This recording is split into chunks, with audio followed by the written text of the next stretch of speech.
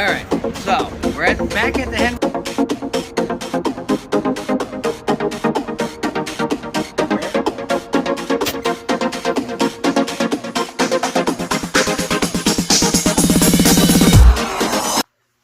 Roll call here, and we are going to be getting into the stages of the pre-rut. This takes place before the actual rut, which is deer's mating season.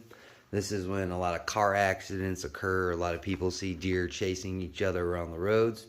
Saw that this afternoon. Doe came across the road.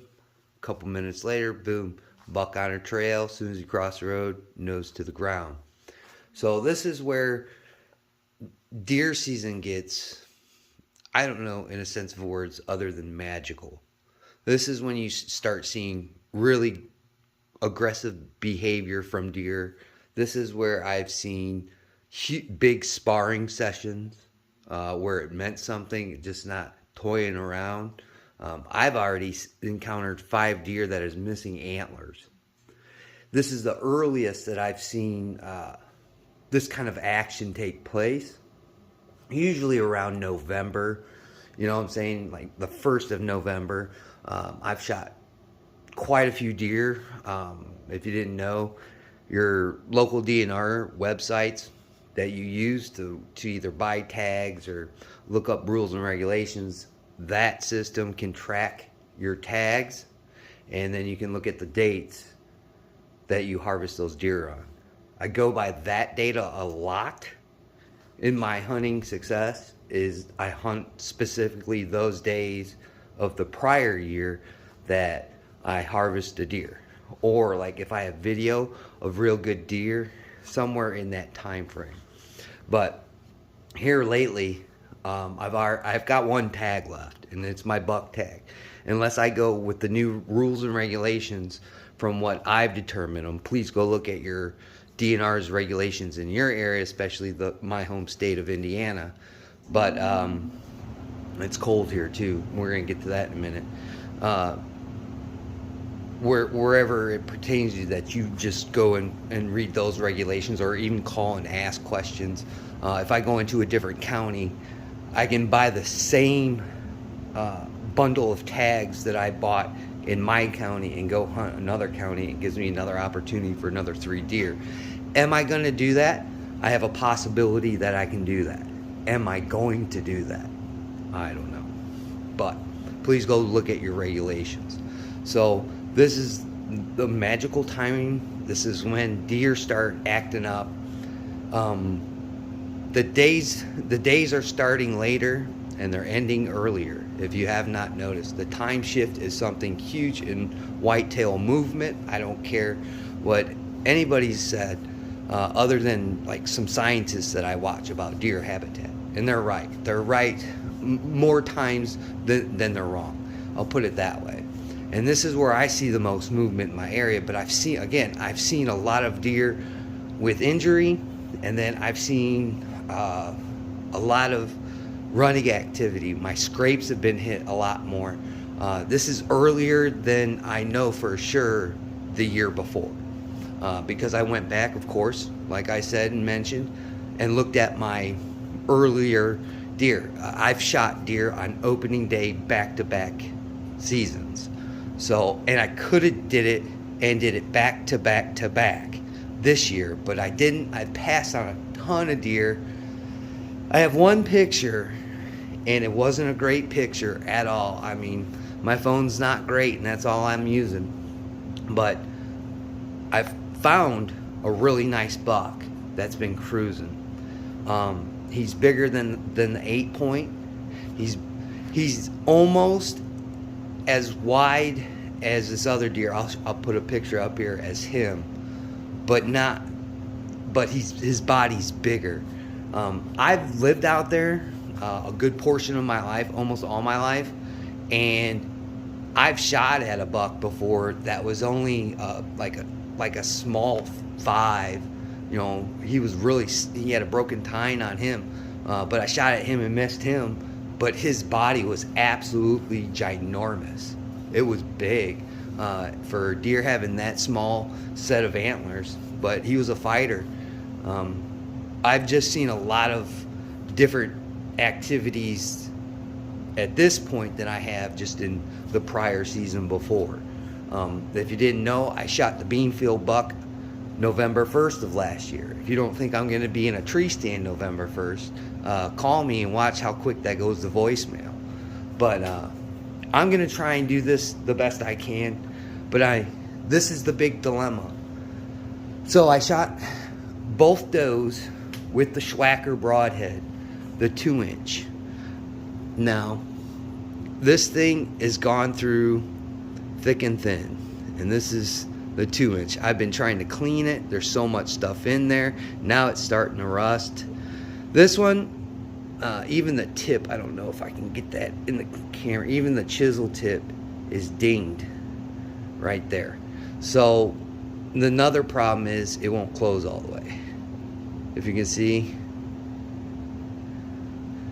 I'd have to look at, and then it pushes the other side out. So the mechanism that holds these blades together, if I don't cut myself, down in there is messed up. Now you can get replaceable blades. I've already looked. They're not cheap. I will say that. Schwackers in general aren't cheap. But what I always do when I have this kind of dilemma where, you know, the old Lucky broadhead doesn't work anymore until, you know, you fix it. The one thing I will not do is stray from a Schwacker. So I'm not going to use a Rage in a Cage. I'm not going to use just, you know, off the shelf or, you know, another name brand. I think this is so the people that make Mega Meats, but their broadhead that's, you know, fixed. I'm going to go with my Schwackers. So this is my one thing that I do with my crossbow.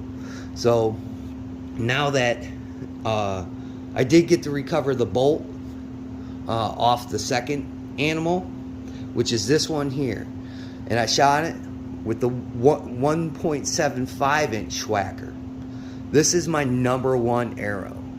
I've already shot a deer with it. I've already, you know, put her in the freezer. This is my #1 arrow. This one right here.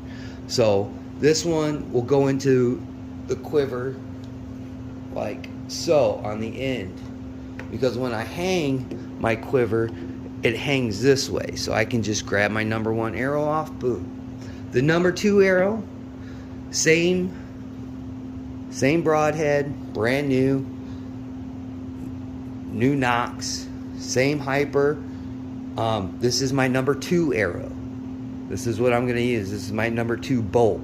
If all these people want to get all wild in the comment sections about crossbow play, but that will be my #2 arrow. And the #3 arrow, as I was looking, I have broken, all the hypers have broken, but these two. So now I'm going to use the Victories. It'd be this bolt with a Schwacker broadhead. This is from Victory Archery. I've never used their brand before, but I'm going to give it a shot. But I will say I did modify from what they originally have. So I took out their knock and put one of these, let me grab the package, give me 1 second, the Nap. Because I've had friends that use Nap's products, NAP, whatever you want to call it, and they've had success. So I changed their knockout though for a lighted knock, a bit of super glue in there. Off of this one here, I had to re-super glue the knock because the knock came out, and we found it, luckily, right next to the animal. So there he goes. It went through. I replaced their knock with one of mine that I put on there. So this will be my #1, my #2, then if it gets desperate, #3. Sometimes I do take different broadheads with me. I'm going to be taking this one with me, which I can switch out in the tree if I'm getting bored for small game. I don't know if you ever do that. Firearms on the property isn't a huge issue, but I'd rather just dispatch other critters and nest raiders in a quiet matter and fashion. But that's what I would do in that case. But we're hitting the rut now. We are hitting the rut now. This is going to be pre-action. This is going to be where you see a lot of different deer behavior. I'm going to sit tomorrow, which is Thursday, and I have a great sit coming up on Friday. So Thursday and Friday is my opportunity. Unless I go somewhere else, I never know where the wind blows me. But if I go somewhere else, I'm definitely going to probably spend my buck tag in between this point, which is Thursday, Halloween, to November 1st. That's a big gap where I've shot tons of deer at in my area. Again, I don't know where you live. I don't know how your deer are acting or what you're seeing just driving around. I do a lot of driving around. I've done some door knocking this year. You win, you lose. But yeah, they're going to be doing different patterns. This might be a good refresher if you have younger members of your family. Slow down on those country roads. These deer are going to be chasing, especially when the female deer, the doe, come in estrus, and that's their breeding cycle. So be careful out there on the roads. We might have a good video coming up. I'm going to try and take the setup that you're looking at now and put it in that tree. So, God willing, the creek don't rise. We'll have a good video. Like always, guys, we'll catch you on the next one.